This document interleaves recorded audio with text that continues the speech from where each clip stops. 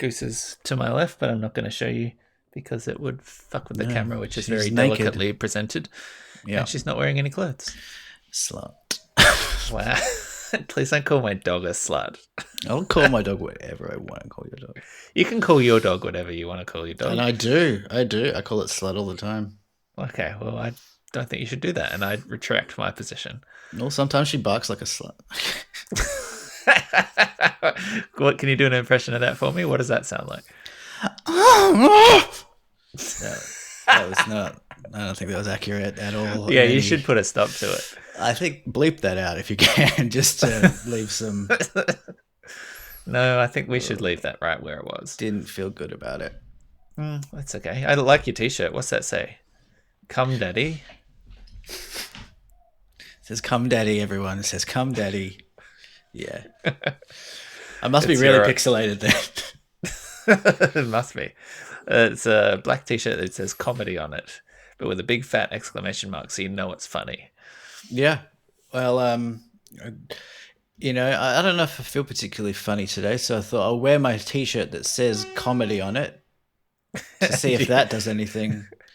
Yeah, and you got a air horn there just to spice things up a little bit for the comedic effect. That was a train. Yeah, so if I'm not funny, I can just point to the shirt and they go, "There's your comedy." Yeah. All we need now is a fart machine and we're all set. Spoilers, Nick. Come on. Okay.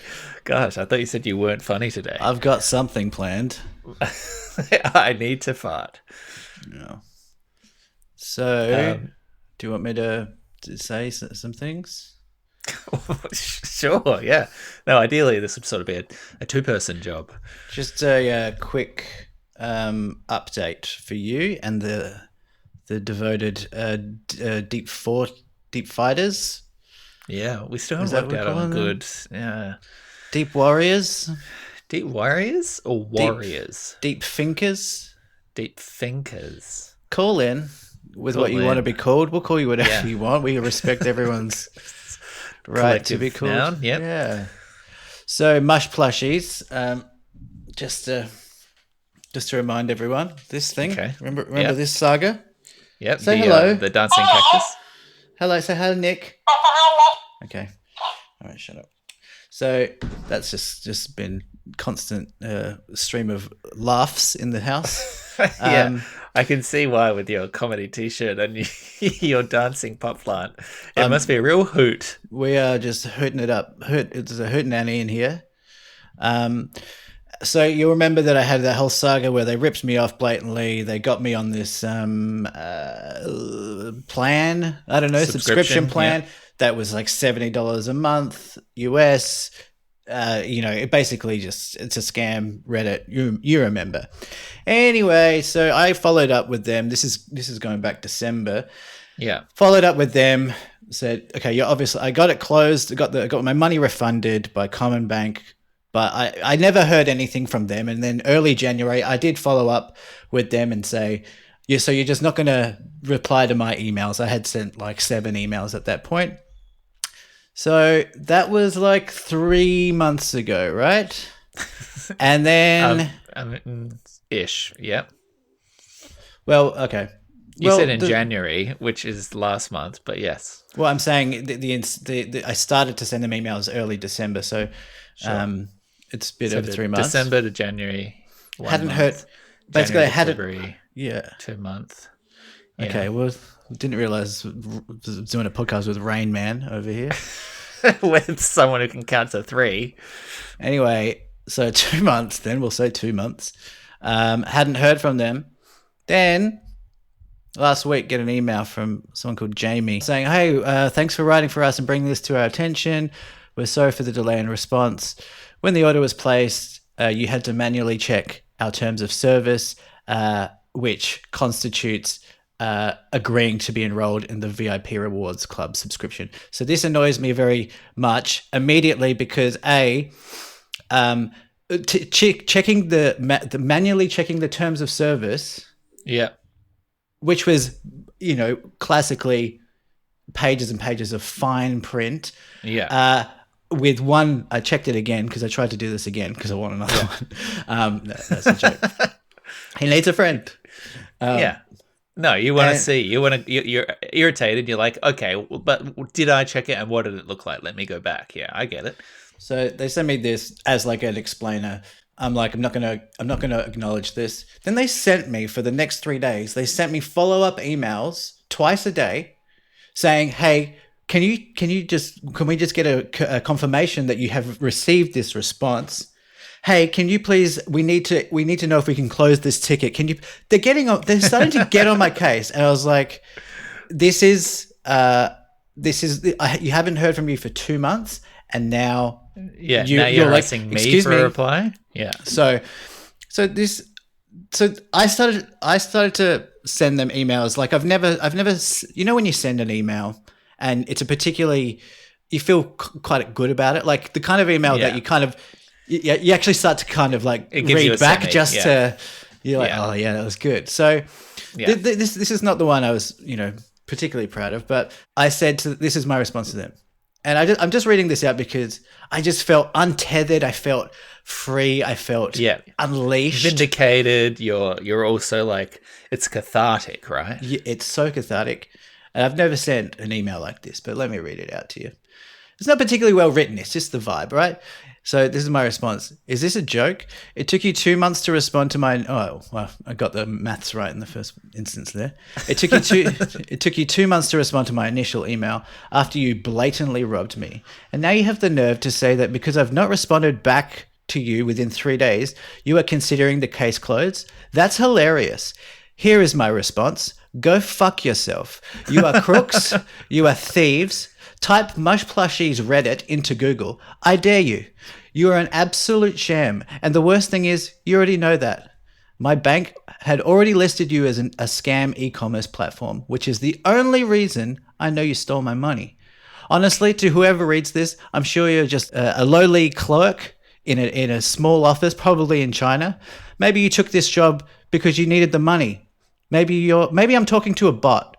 Maybe I'm talking to two guys in an apartment in somewhere in China who know they are taking the piss, drop shipping and scamming and taking advantage of people online. Whoever you are, have a conscience. Get out. You're part of the problem. Sincerely, fuck you. How about that? Wow. Felt good about that. That's a great sign off. Sincerely, fuck you. Yeah, dude. That's got energy. I And wanted like that. to. I wanted to. I do have to say it's Clark, and now we can move past that. That's okay. Clark is how you pronounce that word. But going forward, that's okay. Yeah, I'd love them to respond like that. It's actually Clark. How did you feel sending it off? And did you get a reply? I did get a reply, which was this. Hi, Michael. Same guy. Maybe it's a guy. I understand your frustration, and I can see why you feel that way.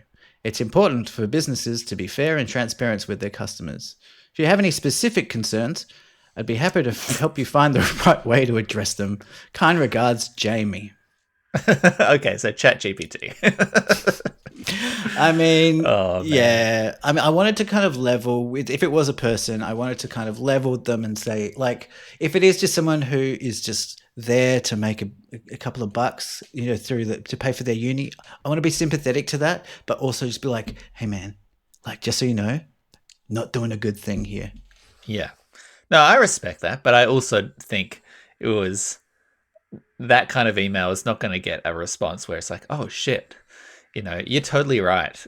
Let me let me refund that original cost. I can see that we've really upset you as a customer. Obviously, they don't give a shit about customers. They're not like trying to have a good customer service interaction. No. So By the way, just they didn't offer to refund anything. Of course not. Why would they? They just said, we've cancelled your future subscriptions. Yeah. Yeah. Anyway, case closed. Well done. Thanks. It's got to feel good. Yeah. Welcome to Deep Forward, everybody. Thank you so much for joining us here today on the podcast of champions, the gold medal winning, awards nominated, and internationally recognized podcast of the ages, of the decade.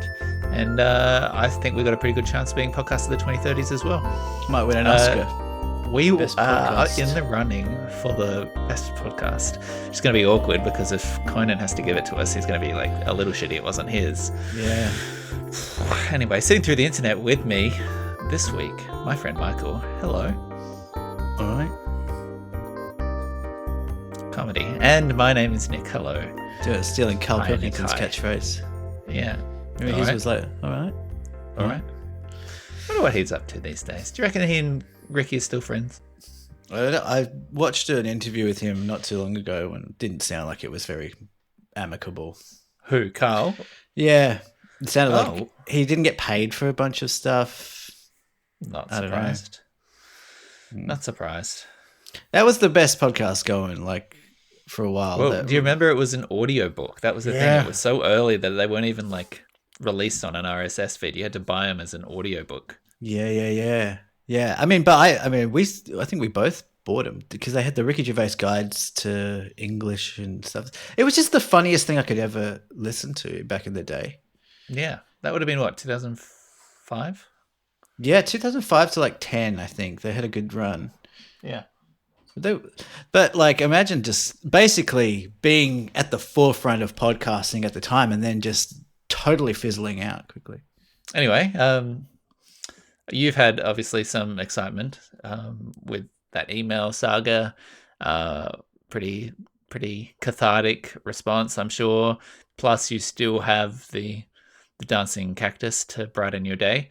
I've also had a pretty exciting week. I told you the other day that there was shit going down.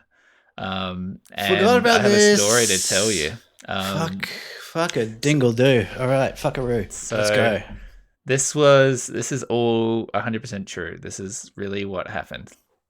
So Thursday morning, I'm in the kitchen having breakfast, making a coffee. I just done a yoga, so I'm in my yoga pants, yoga top, pretty cash. Sitting there in our kitchen, which has a window that looks out onto the backyard, over the lawn and to the back fence. And I look out the window, and the window is just a little bit like low set. So I have to like squat just slightly to be able to see out it. And I get a glimpse of movement out sort of through the backyard there. I look, and over the back fence, it looks like there's people moving around or something like that. What time of day is this? It's like morning. This is like 10:30 a.m. 10:30 a.m. So I look underneath, I lean over, I look over this thing, and I see some heads there. And then they turn and they look at my property, at me. They look over the fence, like they're looking into the house, into the property. And they're wearing goggles on their head, like helmets and goggles. I'm like, okay, what's that? And then they get up on one leg and climb over the fence and drop into my yard.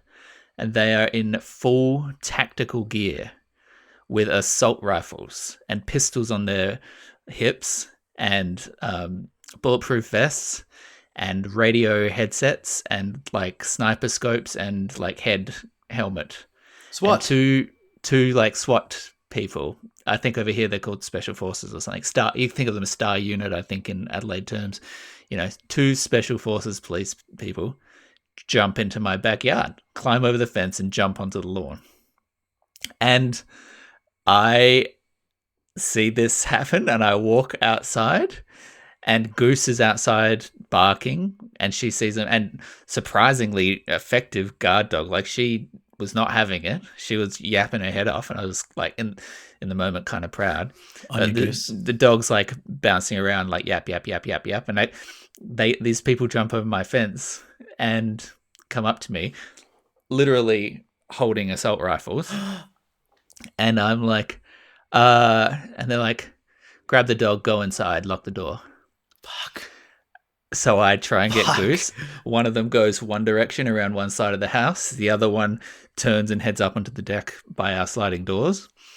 I'm trying to get Goose. Goose is still barking her head off. She's like freaked out. I grab her finally, pull her inside, slide the door behind me, lock the door, lock the front door, put Goose in the crate, and then stand there sort of in the kitchen being like, what the fuck is going on? And then I watch as the other person, like one of the policemen, goes behind my house down the backside. And then the other one goes onto the deck and then stands on the corner of my deck, which abuts like a fence basically before our driveway, and stands over the top and like lifts up the assault rifle and balances it on the fence looking down my driveway. And I'm like, okay, there are people surrounding the front house. They're people, they've sent SWAT or, special forces to ensure that the people in the front house, separate property to ours, but it was a subdivision. And so there's a house at the front of us, basically. There are people in my property to watch and make sure that whatever's going down in that front house right now, there is no one that runs out the back. There is no one who tries to get away. There is no one, who knows what. They want to be prepared, and they think there could be potential gunfight. Like they have armed forces there just in case. Wow. So I glimpse out the front, and there are police forces on our street. At the end of our driveway, there are units there, and I go later and have a look, and you can see there's like flashing lights all up and down the street. And I'm standing there being like, what the fuck is happening? Kind of like half crouching in my kitchen being like, I don't know what to do. what am I meant to do now that I'm inside? So you I'm texted just watching. me. Yeah. And then I did. I literally texted you. I was like, I have a hell of a story for you. But I was sat there, and I'll actually, so if you check your phone now, I'll send you a photo.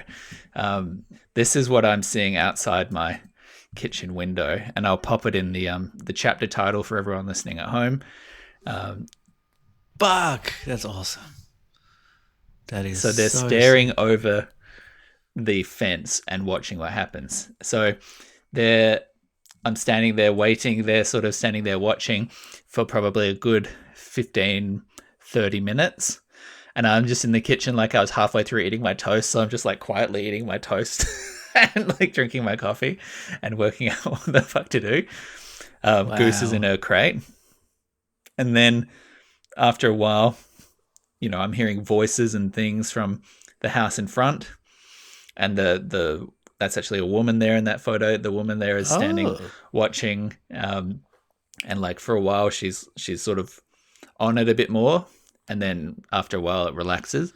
Yeah. And then after 30 minutes or maybe a little bit more, she packs it in and comes back around, and whatever was happening in the front yard was over.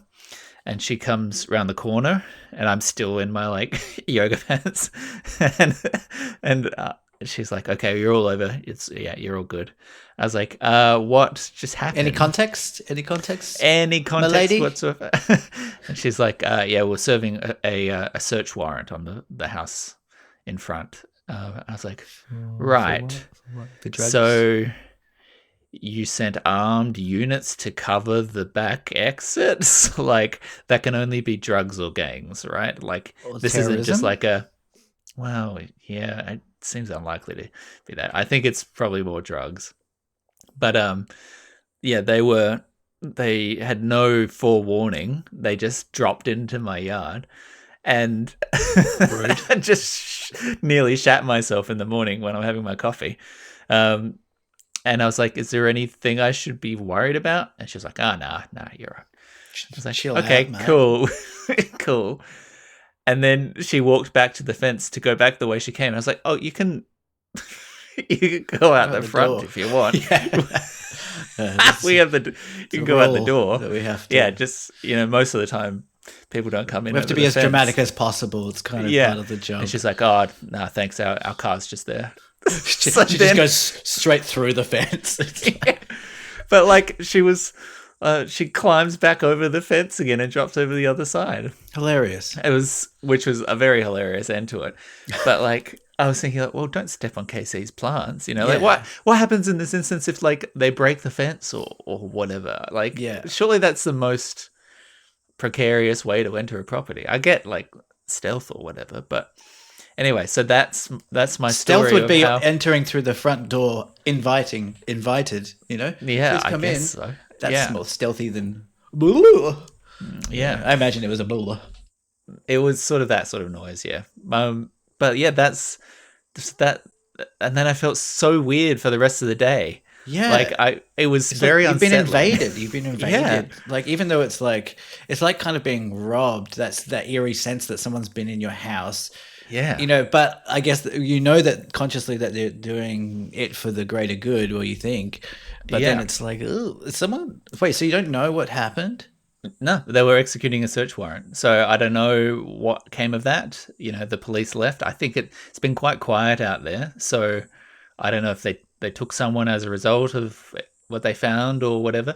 But it was so weird that afternoon, not just because A, I was like, oh, people just randomly appeared in my house, but also B, I was really like self-conscious about looking at the front house and like leaving because like to walk past the driveway I have to walk past that house, and like to be in the laundry I'm looking out the window into their backyard and Yeah. all these things. And so then I was like in my head about, oh, I've got to put something, like I got to put trash in the bin, but if I go to the bin, like, should I be looking at them, should I not be looking at them, like what are they into, do I even want to draw attention, do they think I did it because there were people in my house, like all this stuff going through my head. Whereas, like, maybe they thought I adopted them in or something, and like getting really self conscious about it. It was just a very uncomfortable vibe. So I take it you haven't seen the neighbors. No, I haven't seen the neighbors. So they weren't there. Well, they were there at the time, They but were. yeah, they were doing a search warrant. There were people there. Well, oh, all right. Do you know who these people are? Like, have you had any interaction with them? I've interacted with them once. You know, we walk past it all the time, but not close interactions. That's so scary, It's weird. It's really weird. but pretty And exciting. I mean, it was eventful, but it's a very strange feeling, as I have established. The other weird thing in retrospect is like assessing my own behavior and going back and like, so there's two people that jumped over the fence in full tactical outfit with assault rifles. Yeah. And my reaction was to go out towards them. Like that's a strange reaction in a little bit, to like walk out and be like, hey guys, what's up? As they're like holding enormous guns. I think you I might think secretly that- be. I think you're secretly a hero, Nick. Am think you I? might Or am I just an idiot? Well, you got to be an idiot to be a great leader. Okay, To be great. courageous. You know, courage is stupid. Yeah. Is I stupidity. mean, to be fair, the dog was barking, so I did have to go and see with like deal the dog and like get the dog. But even so, like what a strange inclination. Well, I guess I- because it was so unexpected and because there was no, I couldn't, I guess I didn't, I intrinsically knew it couldn't be about me, right? Like it's not like I had a secret drug ring or, you know, whatever, where it's like, oh, these guys they're here for me. They found me, you know? yeah. I guess you just go out and be like, well, what's going on, guys? Because I don't think you're meant to jump over fences. Yeah. Well, I think Goose is the real hero here, clearly. I agree. You know? I genuinely, like, she was having a proper bark. Like, the moment that they were fucking around out there, I think it was probably the early warning signal. And then they jumped in and she was like, yap, yap, yap, yap, yap, yap, yap, yap, yap. Like, she was having a crack. Off. Get the fuck out of my fucking yard, man. That's my fucking place. Oh, don't step on my fucking daddy's plant, you can't. That's how Goose sounds. Fuck off. Let me see your badge, fuck it. real like civil rights ochre Australian. Yeah. Like in a singlet. Yeah. She's got that Aka kind of methy kind of vibe. What's your reasonable cause to suspect, mate? Come on, let me see some fucking ID, mate. Why has she got a lisp? What's your badge number? ACAB, man. ACAB. I just love what ACAB means. You just learnt for the first time. Yeah. I thought it was just everyone just just misspelling a crab. A crab. Yeah, it's so weird how like everyone everywhere continued to make that mistake. Then it became like an inside joke. Yeah, like someone had once tried to spell crab, and then everyone else just kept doubling down on it. Yeah. Yeah. A crab. Oh, crab! Like you have to say it with surprise as well. A crab. Oh. Well, how Yeah, thrilling. so that's what happens when the police swarm my house. There you go. Yeah. And woman swatter. Yeah. So that's not There you bad. Good on you. Yeah. Diversity, I had one of each, so that's nice to see. Yeah. Yeah. DEI, baby. Yeah. DEI, only way to fly, if you ask me. Can't spell die without DEI. How many ways are you going to try and find something clever around this? Maybe one more. Okay, go for it. DEI. What a guy. Pretty nice guy. What pretty fly. Pretty fly. For a DEI. Okay. I'm crip walking. Like Serena at the Super Bowl? Yeah. That's the first You're time I heard about that too. Really? Oh, you mean... Okay, Crip walking. Not Serena. Yeah. Okay, I was going to say, because she's quite famous. I've met her.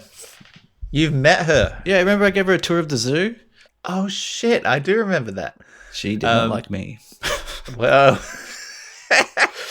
Probably because I kept crip walking the whole way I joined the tour. She's like, "That's not how you do you know it." what this is called? Check it out. Check it out, Williams. I called her Williams. That's probably one of the many reasons. Imagine you just address her as Williams. Williams, what's up? So Williams. Williams. God, that's ridiculous. Have I ever told you about that time when I was working at Howler and the Black Eyed Peas? Black Eyed Peas did a lot of the big acts before the grand final would do a secret warm up show at Howler. So we had who's the Mr. Brightside, the Killers played there once, and the Black Eyed Peas played once. And they put in their orders for the bar, and I was managing the bar at the time. So all of the band put in their orders for whatever Drinks, yeah. No, for like food, dinner. And so I brought it up, and obviously he didn't put the thing in himself, like his manager assistant did. Yeah, Right. This is for blah blah blah. I don't think Fergalicious was there, but like Will I Am, and I came up. So I said fish burger for William. And they didn't find that funny at all. But that was probably my proudest moment. Fish burger for William. Oh, and you're like, orangutan for Serena? What? That's a callback. Oh, yes. I forgot. At the zoo, yeah. All right. I like that you said orangutan because everyone says orangutan. Yeah, no, I know how to speak. Thanks. I got a story here about eating food. Is this something you're into? Yeah. How often would you eat food, do you think? Maybe once or twice a week. Okay. It's probably a bit more than necessary, wouldn't you say? Intermittent fasting. Very Michael, intermittent. have you heard of the refrigerator? The appliance? The appliance? Yeah. I've got one. Yeah. Well, this is an article about the refrigerator and about food. It's called How the Fridge Changed Flavor. This is an article in the New Yorker. You can click on the chapter title to read it yourself right now.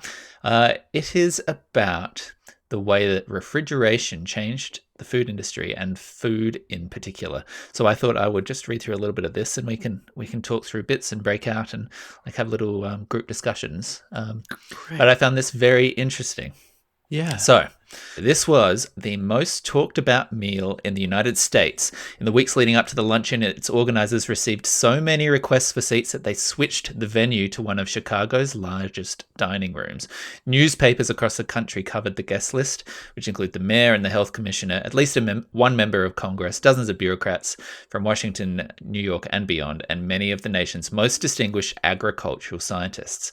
The occasion for the excitement was the world's first cold storage banquet, a meal at which only refrigerated foods would be served. On Monday, October 23, 1911, Over 400 guests sat down, unfolded their white linen napkins, and enjoyed a 5-course, 2-hour meal in which everything but the olives in their dry martinis had spent months in cold storage. At the time, a suspicion of refrigerated foods was widespread. Stomach infections and food poisoning were a leading cause of death in America, and many blamed the mysteries of cold storage, which suspended life's natural decay and confounded all the clues, proximity of origin, appearance, previously used to determine whether food was safe to eat. The Senate was considering legislation that would place extremely short limits on the amount of time that meat, fish, eggs, and butter could be refrigerated. But in the face of this opposition, this banquet was an industry-sponsored attempt to show that cold storage wasn't just safe, but demonstrably improved what was being eaten. And indeed, the reception was great. This hotel has never served a better luncheon, said the head chef. So... Hats off to the chef, said the chef. Yeah. So today, of course, nearly 3/4 of everything Americans consume is processed, packaged, shipped, and stored under refrigeration. In the century since that Chicago banquet, the so-called cold chain of shipping containers, trucks, warehouses, ripening rooms, tank farms, walk-ins, and fridges, through which food moves from farm to table, has transformed what we eat, where it's grown, the layout of the cities and homes, and the very definition of freshness.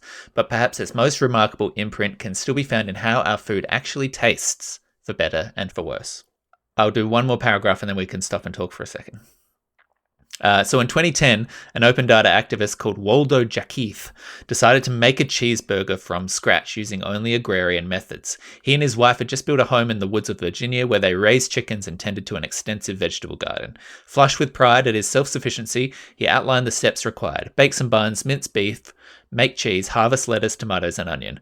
Then he realized that wasn't nearly committed enough. To really make a cheeseburger from scratch, he'd also need to plant, harvest, and grind his own wheat and raise at least 2 cows, one for the dairy and another to be slaughtered for the meat. But at this point, Jakeith gave up. The problem wasn't labor, but timing. His tomatoes were in season in late summer. His lettuce was ready to harvest in spring and fall. According to the seasonal pre-refrigeration calendar he was trying to follow, Jakeith would have needed to make his cheese in the springtime after his dairy cow had given birth.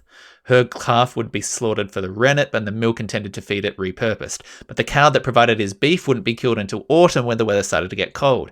If Jakeith turned the tomatoes into ketchup, aged his cheese maybe, until the meat, the lettuce, and the wheat bun were ready, he could maybe possibly make a cheeseburger from scratch. But practically speaking, he concluded, the cheeseburger couldn't have existed until nearly a century ago. So I'm going to pause here for a second. I think that's an interesting place to start. We're talking about the idea that our day-to-day life is supplemented with foods and entire food and agricultural chains, reliant on deep freezing, on cold storage, and on subsequent ripening technology, which has made everything that we eat today practical. And before that point, you were so incredibly seasonal. Do you have any sense of that kind of history and the kind of technological achievement it is to eat a tomato any day of the year? Does that register for you when you're out doing your shopping? I think it does. I mean, not consciously all the time, but I do. I have thought I've had the thought while shopping that, you know, if you think about like mandarins, I love a mandy, but they're so delicate in terms of how seasonal they can be. Yeah. And, you know, if you go to Woolworths or Coles, you see maybe more of an abundance of mandarins during a certain time of year when they are fruiting, if that's the name. Yeah. But they will still kind of exist all year round on some level, and it is a little unsettling that, you know, we are kind of engineering agriculture in a way that is kind of removing us from this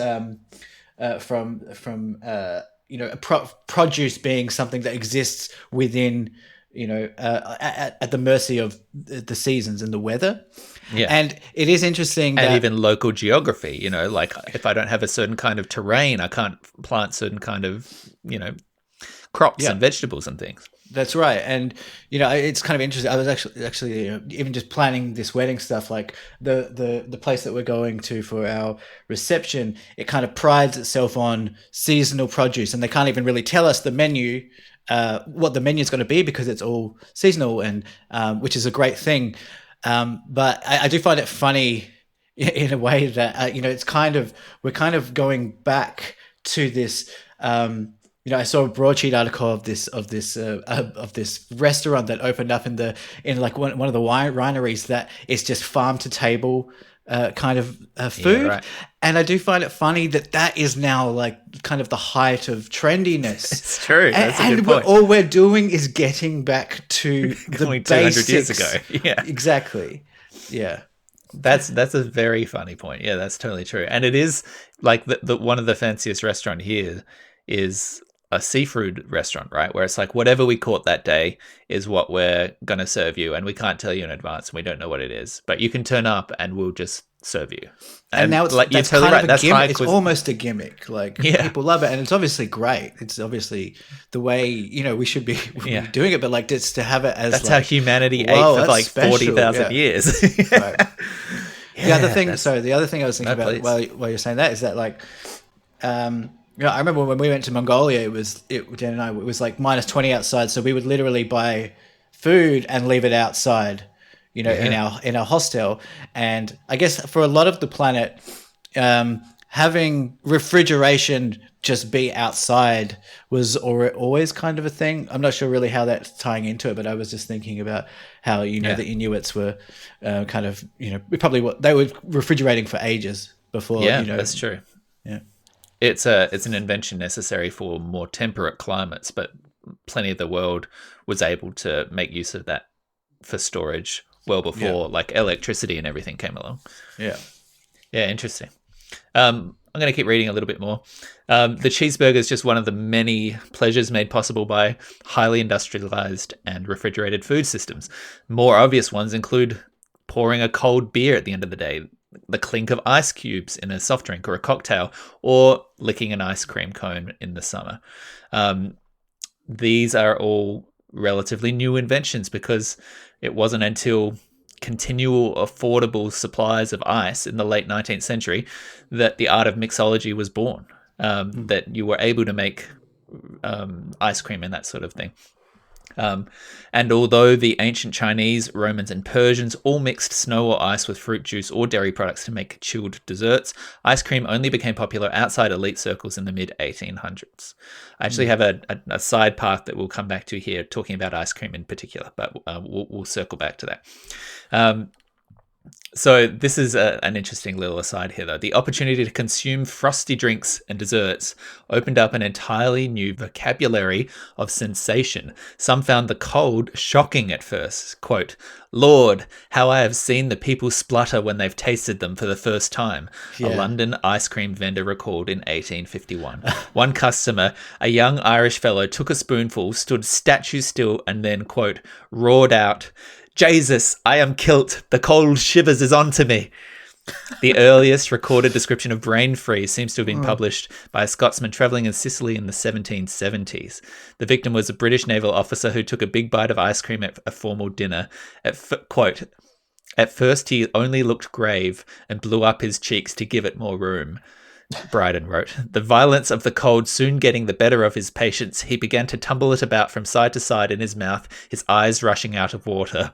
Shortly thereafter, he spat it out, quote, with a horrid oath, and in his outrage had to be restrained from beating the nearest servant." I've literally had that thought. Like the first person to have brain freeze must have just been like, okay, well, I'm dying. Yeah, Sorry. and Pepsi agrees. Pepsi, of course, agrees. best Oh, served Mum's with ice. Here's an interesting side effect, though. Cold may have also made food and drinks sweeter, particularly in the ice-obsessed United States. At least 3 of our basic taste receptors, sweet, bitter, and umami, or savory, are extremely temperature sensitive. When food or drinks cool the tongue, the channels through which these receptors message the brain seem to close up, and the resulting flavor signal is extremely weak. This is why a warm Coke or a melted ice cream tastes sickly sweet.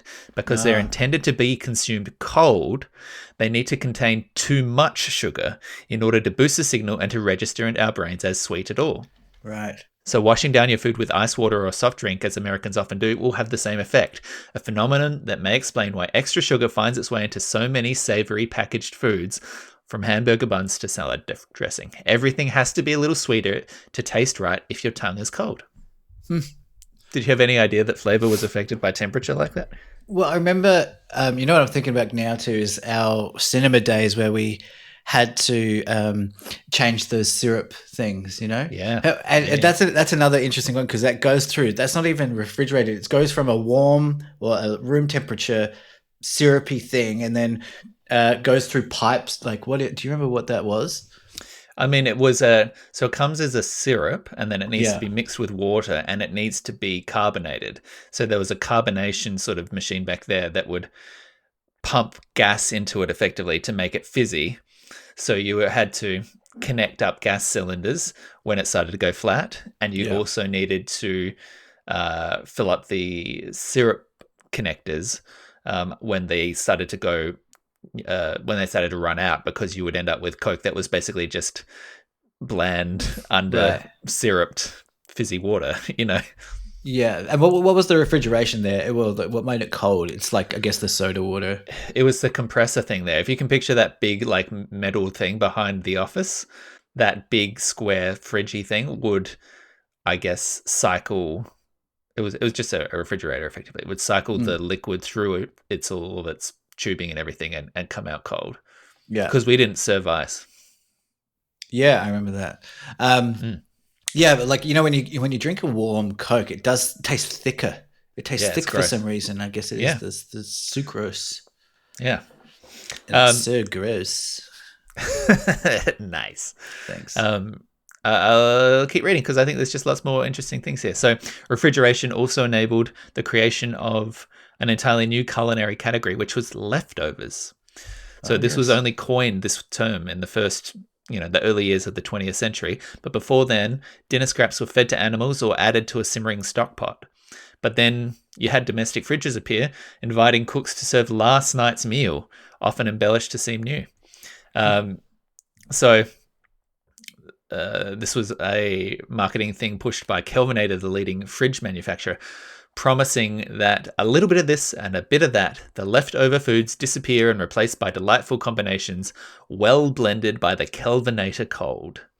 So here's an interesting consequence of this that we've talked about on the pod before. Kelvinator wasn't wrong to claim that refrigeration could make leftovers taste better. After all, chemical reactions continue in the cold, albeit slowly, and some of them improve flavor. So several years ago, Cooks Illustrated investigated this process by serving fresh bowls of beef chili, in addition to French onion, creamy tomato, and black bean soups, alongside portions that had been made 2 days earlier. Testers preferred the fridge-aged versions, describing them as sweeter, more robust tasting, and well-rounded. So then they looked into the science of this.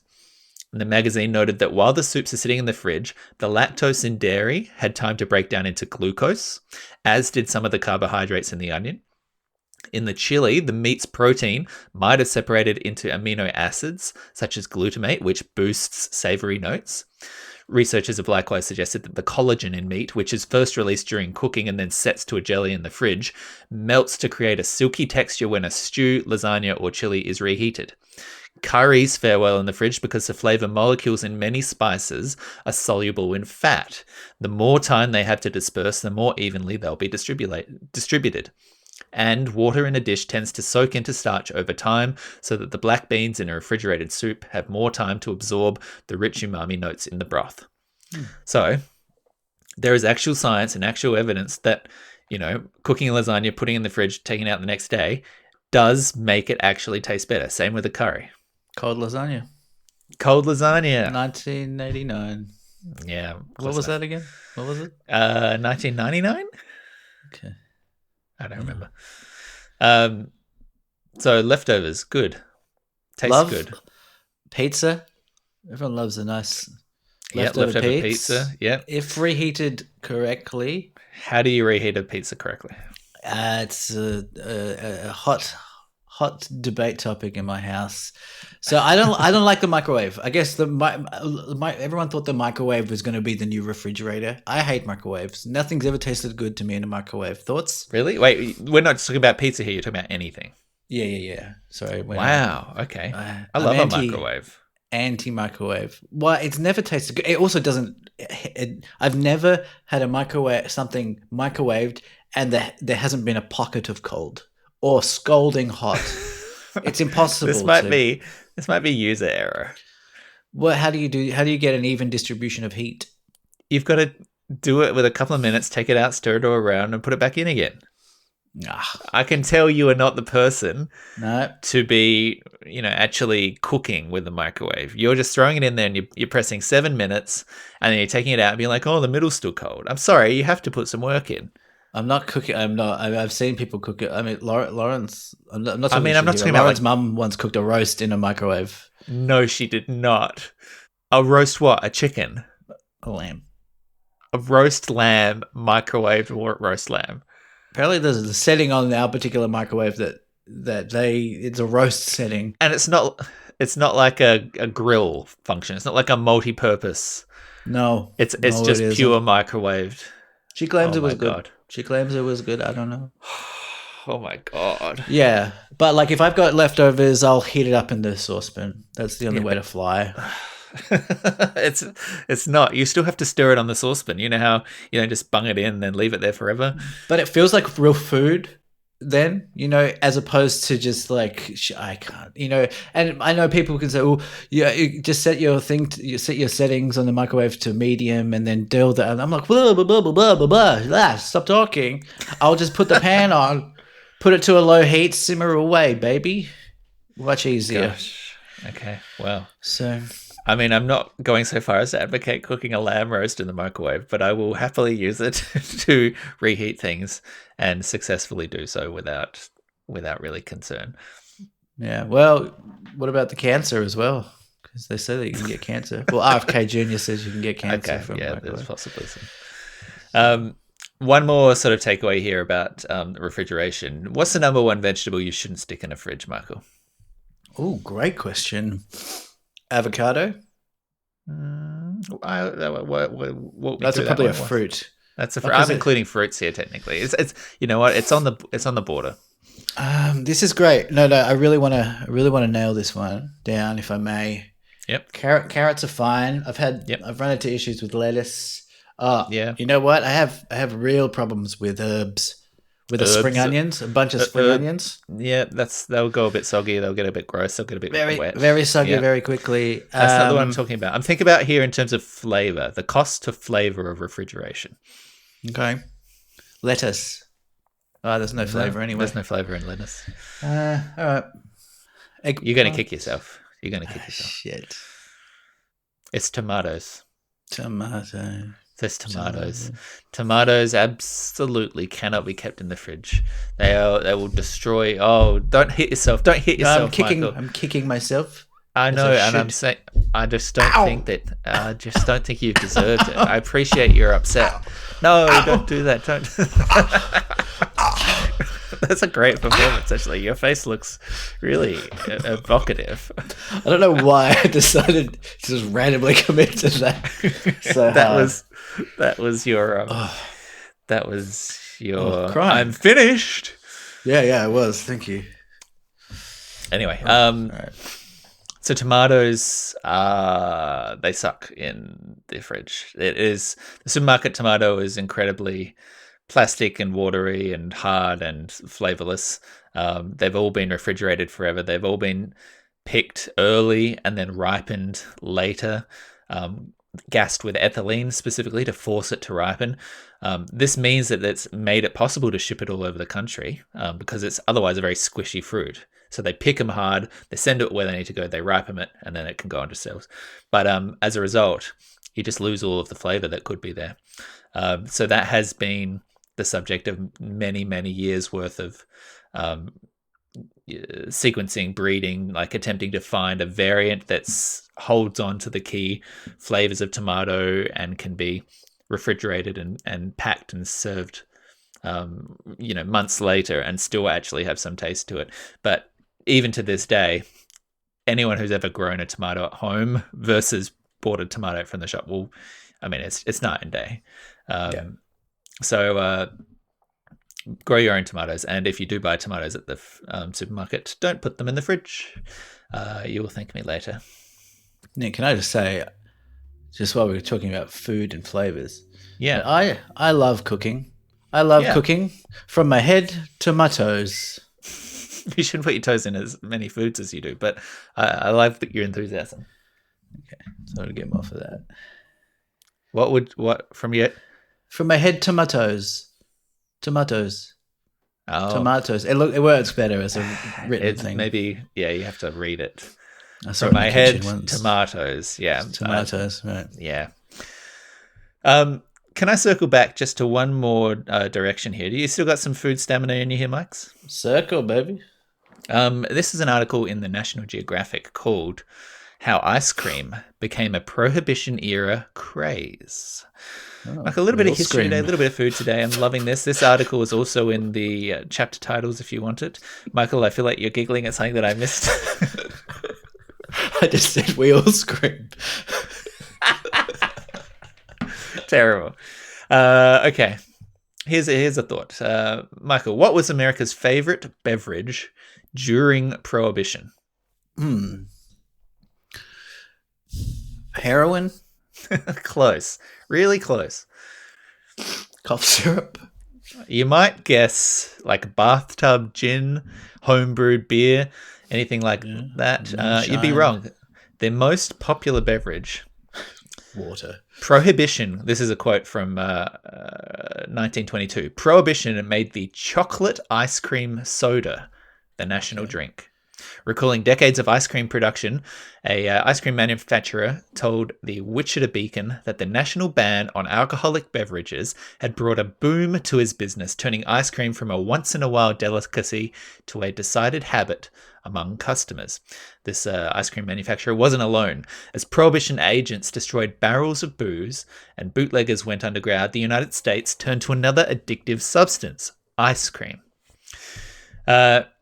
So it had obviously been. Are we talking about a spider here? Are we talking about a float with the? A float is a spider, yeah. So a soft drink, a soda with a scoop of ice cream in. Yep. Oh, they were so good. That was my favorite beverage. What was your drink of choice to have a float with? Cola, a scoop of vanilla ice cream. You weren't a Fanta? Better. No. There's a ice cream shop here called Rollick & Gelato, which currently, as we speak, as we're recording, is selling a what do they call it? A Fanta float ice cream. So it's orange cream ice cream, a temporary flavor at the moment. Yeah, anyway. So ice cream had been in existence for centuries by the time Prohibition came along. Though the origins are unknown, the first ice cream parlor in the United States roughly coincided with the birth of the nation itself. But of course, reliable refrigeration was a complete game changer. Before that, it was largely the realm of the rich. But then you had commercial ice cream factories and then the creation of increasingly lavish ice cream parlors in urban centers. By World War I, ice cream was more available than ever thanks to increasing electrification, more mass-produced foods, and growing cities. But no one could have predicted the surge in ice cream interest brought on by Prohibition. While multiple states had already gone dry by prohibiting alcohol, the passage of the 18th Amendment turned the entire nation into a teetotaling one. The result of decades of campaigning by reformers adamant that drink led to crime, domestic violence, and other societal ills, Prohibition made it a crime to manufacture, sell, or transport intoxicating liquors and sparked speculation about which addictive substance US consumers would turn to instead. So America went on an ice cream spree. The demand was so high that breweries with high refrigeration capacities began producing ice cream instead of beer. Anheuser-Busch sold ice cream with the slogan, "Eat a plate of ice cream every day," which I love for multiple reasons. Yeah. I don't know that I've ever had a plate of it before. And then other breweries turned to making malt, a byproduct of grain fermentation and a vital ingredient for ice cream parlors instead. Ironically, the same moral reformers who had called for an end to alcohol had also campaigned against ice cream parlors, warning that, quote, white slavery, sexual harassment, and prostitution would result. But by the time Prohibition was enacted, reformers had moved on to other causes, leaving these ice cream parlors to flourish. Hell yeah. This is. I like the idea that America just went like just had a breakup, and it was like I wouldn't. Where's the ice cream? Yeah. And here's the thing. This is the thing which made me want to talk about this on the pod because this is right up your alley. So these ice cream parlors began to flourish, growing bigger, more common, and even developing their own soda jerk slang. So this is slang about soda water, ice cream, floats, this kind of thing. So they referred to soda water as, quote, belch water, presumably. This is to slander it, right? This is just slang terms, yeah. Belch water. Hit me with some belch water. Yeah. A malted milk extract was hops. For those wisecracking ice cream scoopers, a chocolate malted milk with eggs was a, quote, twist it, choke it, and make it cackle. Ugh. And an attractive woman waiting for ice cream was an 87 and a half. Don't ask me why. I Is love that the good? idea. She sounds really hot or really old. I don't know. Yeah, I love the idea that, as you say, it's like they're going through a breakup, so they can't drink anymore, and now everyone's getting obsessed with ice cream, the new, hot new thing, and they've got all this like hip new language for it, like 1920s era. You know that Anyway. there was like 90s sitcom trope that was like if you go through a breakup, the girl on the couch is just like eating a tub of ice cream. Yeah, That's what I was going for there. I appreciate it.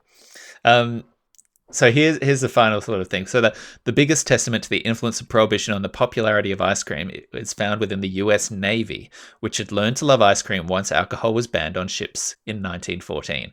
In 1945, the US Navy created a $1 million ice cream barge designed to supply a fleet of smaller ice cream ships in the Pacific theater of World War II with the creamy stuff. Ice cream distribution was considered a matter of, quote, highest priority during the war, proof that the sweet cold concoction had become as American as apple pie. Did you know that there was an ice cream ship in World War II? What a time to be alive! What a time. Imagine just being being alive during that time, and just like the ice cream boom. Yeah. New Amazing. technology bringing about a food that no one had before, and everyone's going crazy for it. Big ice cream taking Big ice over. cream. Yeah. So anyway, that was just sort of my foodie fridgy. Very fun. Week Very stuff. fun. I hope that was interesting to people. No, my mouth is watering up with saliva. Oh, please don't say it so grossly. I want some cream, pathetic cream. Okay. If you've enjoyed this episode, then you might want to go back and listen to some of our other great ones, like the one about roads. Everyone really liked that one. It was a good one. We got lots of nice comments. I feel like this one's overkeeping. You can also find other episodes, of course, in our Podbean feed, deepfort.podbean.com, or just scroll down that RSS thing in your player. You can find us on Spotify. You can rate us 5 stars there. You can rate us on Apple Podcasts. You can send us a comment or a question to deepfort@podbean.com, or get in touch with us on Instagram. It would be really nice to hear from you. So please do that. Please do. Now, you feel like ending with... please. Give me some bits. Give me some bobs. Give me some anything you got. All right.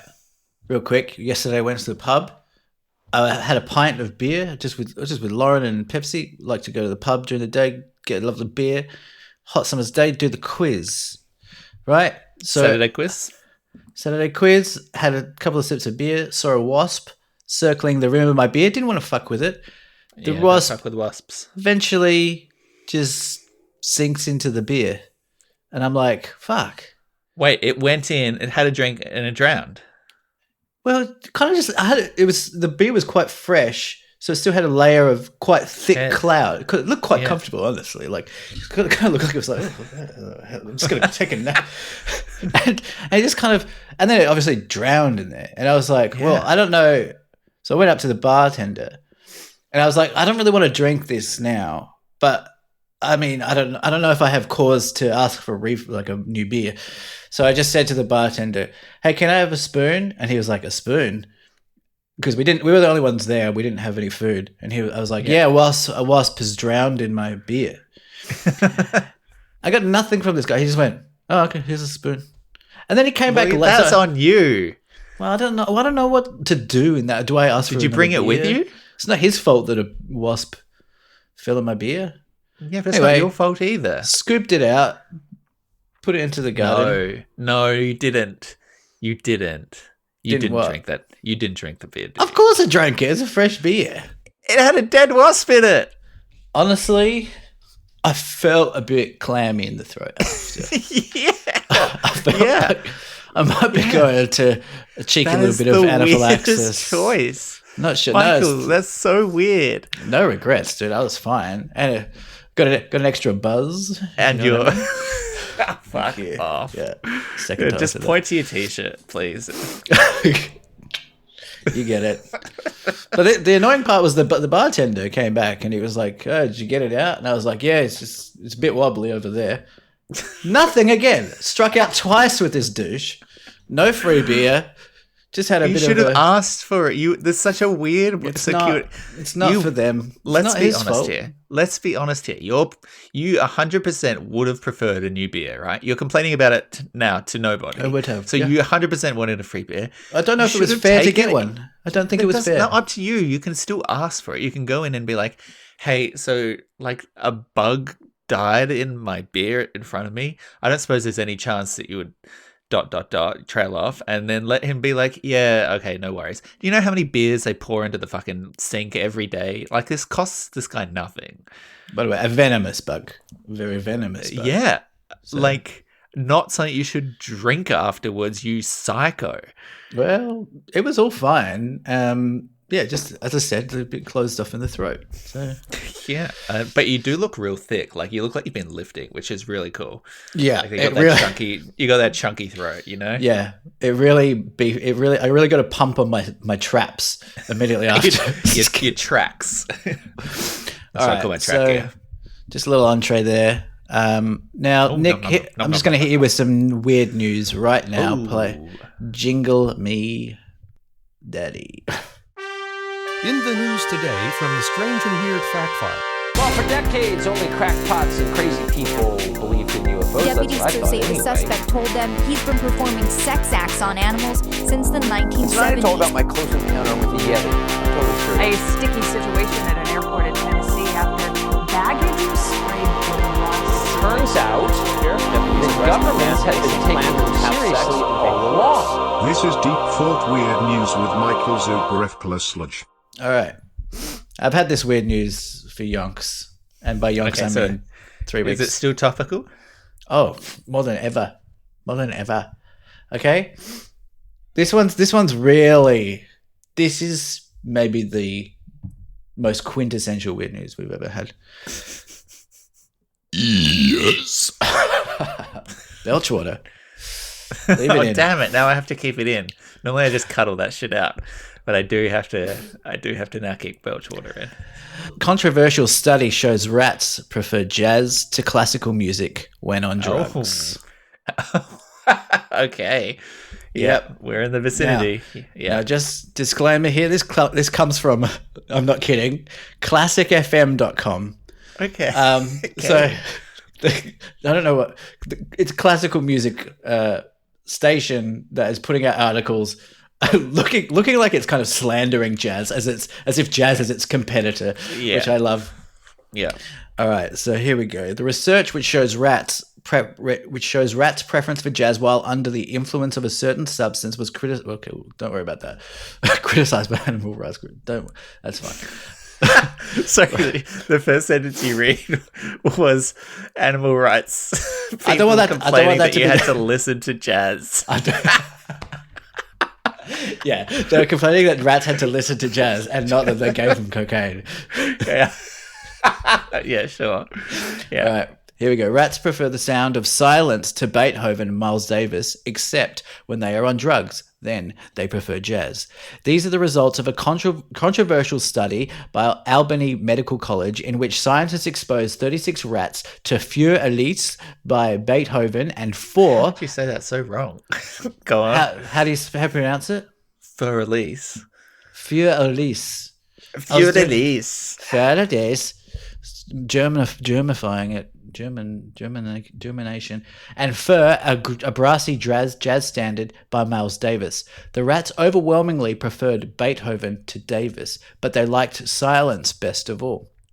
In the second part of the experiment, the rats were given cocaine and played Miles Davis over a period of a few days.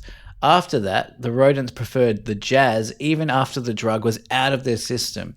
The research, according to scientists, showed rats can be conditioned to liking any music associated with their drug experience.